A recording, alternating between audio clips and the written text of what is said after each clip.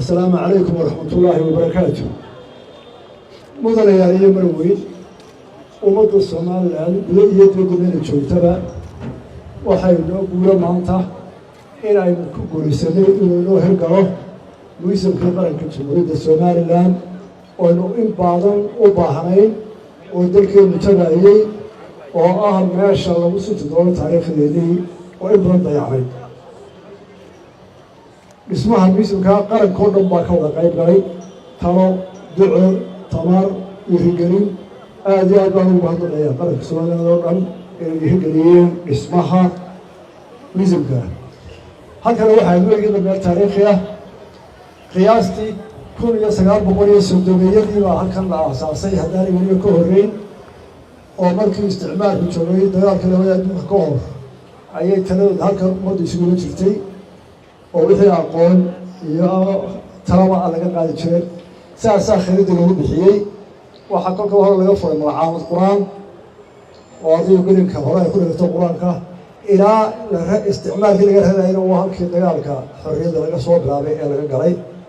وحي عن تحرمتي عيد الوجري SNL لحين فيكم بورستي ترى وبضنا إن برلمانك وحكوا صوب ربي الله يحرسته كلام البرية أو العلمي وها ميلكي مقالة كانت فكرة ديسها الديارات دي تذكر شيء سالك مساره وكانت هاي قلبية يلا واحد وقتي مرحلة لبعض وليجري خصوصا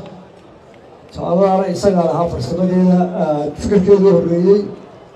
معلمي يساير ضد بدو في شيء كي معلمي جرام كم شهر أو كذا شهري فكرة وأنا أكسب هاي ما تروح تاني هذا شيء ميزك وحالها وقف وليبا والسومالي لاندي مال بوحب كيدنيا عارف واحد يستعمل الميزانية مال تاريخ كالدول تاريخ العظام تاريخ البيع مشتركة تاريخ الفصل يقارنة تاريخ السوغانتا تفنانين وعلم الدم والميزانية بقولال بالغ الإنسان مال وربا وأذكر كسقار شنكر أو سركور روحي القبنائي إنه يوقف بعمر يسوي تجروه هذا وبرتسي ديتنا qofku maalinta uu ayaa ugu dambeysay oo qabtay iyo qaranka iyo dawladda markaa waxay noqon doontaa insha Allah bilowgii imika waxa loo dheereynay oo loo badiyay in qolo walba meel loo helo bilowga hadhow markay hore u marhana la kala mid walba ay kala baxday meel gaaranayso isla intaasaan ku dhaafi arrimaha maanta geeska jira waxa taafto wasiirka khaarijiga oo hawlaha dowladda qaabilsan laakiin laba qodob baan soo xusayaa ka koowaad waxa weeye صدق العشرين عافي أتبع ميديا عرب هي كلوكا الكوع بهذا الصومالي لا الصومالية هذا هو الأحمر هاي وحلا يا هاي تذكر هنتي وكالية هذا وكالية لحلا وتكتشون ومالتي حرمة الصومالي لا عمرك كمان شغل الصومالي لا تبالي وحياه عرض وكبر مساه waxay xamar ugu dabaaldegtay ugu qaybsatay waxaan xusaynaa lixya labaatankii hadday oran lahaayeen oo afkiis xasan ay ka soo bixi lahayd lixya labaatankii ay gobolada qaatay Somaliland ama maxkamada Ingiriisku waxba ma ahaateen wuxuu ku bilaabay waxaan xusaynaa lixya labaatanka Juun maalintii gobolada waqooyi gobolada qaatay أرين تبارك الآن نوادينا كنا عين إن الإسقاط قليل إن السوء من الوحوي حسن إن توعد ليحمل شوفته وحي أقوان إن السومال الأحيد قبل كمل صوماليا وحيد دول ترك قاتل وقبل يجيو إليه تلاذ يمام كذا يمام مشكلة غير بقوة هل كان مركز شوفته هو هل كي لحد كل سكوت باي هذاك الاسكوت قاتل وحريده إلا بديه لو يبرران قالوا عي كذا عي ولي كمان وانتو كوفر حسن شغله مسلم ترى عرب والولاريه سيدنا الله وهذا كلام سيدنا هالشيء كلام لبنان أون ينهي شعب الله إلى هذا كانوا ليه كوما قانا أنا لما قعدتوا بقى عيقة قف جنبي هالتاي يعني وحتى قفت هذا كوما وقولي وعقلي قوة حركة تانية تاسنا هو عرانتو سعتين صدر الصنو يصدر كده بيلي حسنا إيه المرين سوماليلاند مالتي دوتين العيد ودني حسن واحد koob buu qaydiyey wuxuu yidhi anigu waan ogolahay etoobiyaanka inaanu badsina haddaanu soomaaliyada soomaaliya ugu tirsanaa waxaananu doonaynaa waxaan leenahay xabashidu etoobiya waxay qaadanaysaa dhul soomaaliyeed ee ma aha wax laga heshiiyey oo kira iyo wadahadal ah ee waxaanu leenahay dhulkaa qaadan maysid oo annagaa ilaalinayna xamar baa ilaalinaya somaliland dhulkeeda xasan sheekh baa ilaalinaya xasan sheekh nin weyno wuu ahaa maamulka markaa uu ku jiro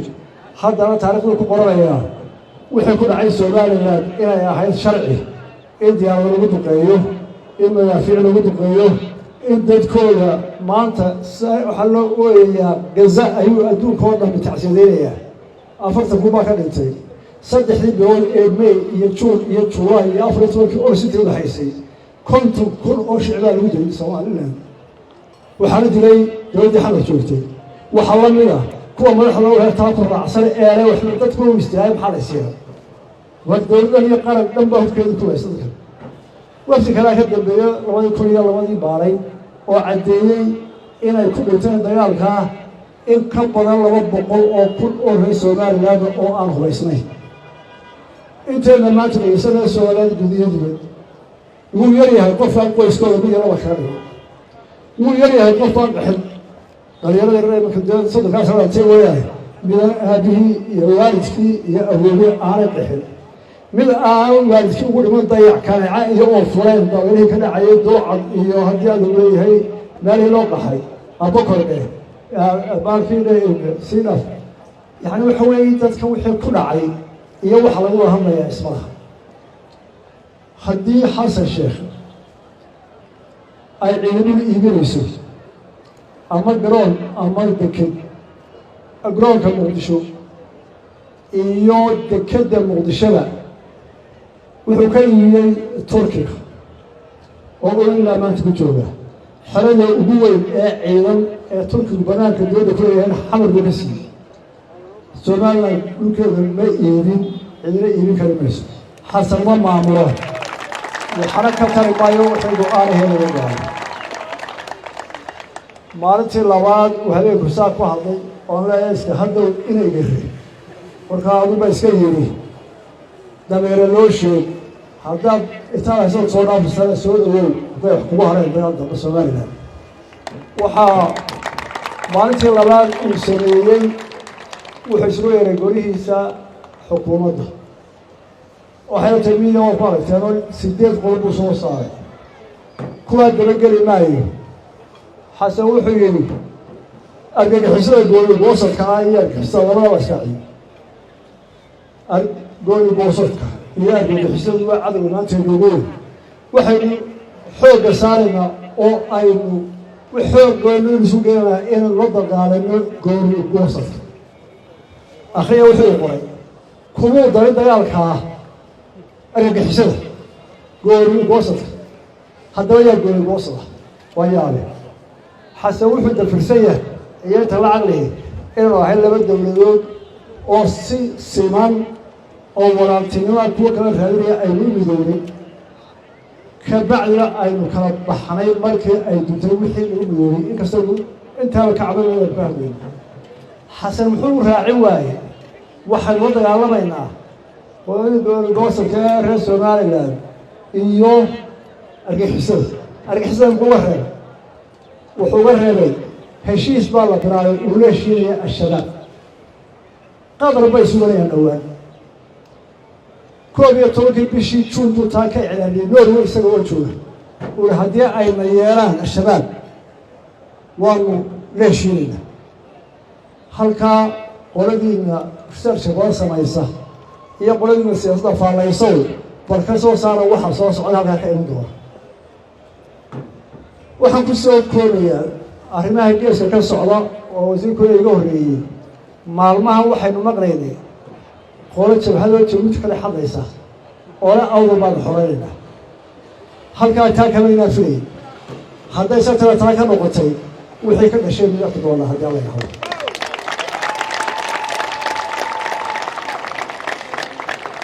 waxaan ku soo koobayaa somaliland maanta loo biqi maayo gudaheena waxaa laga rabaa qarannimadan inaynu wada ilaashano oo wada daafacno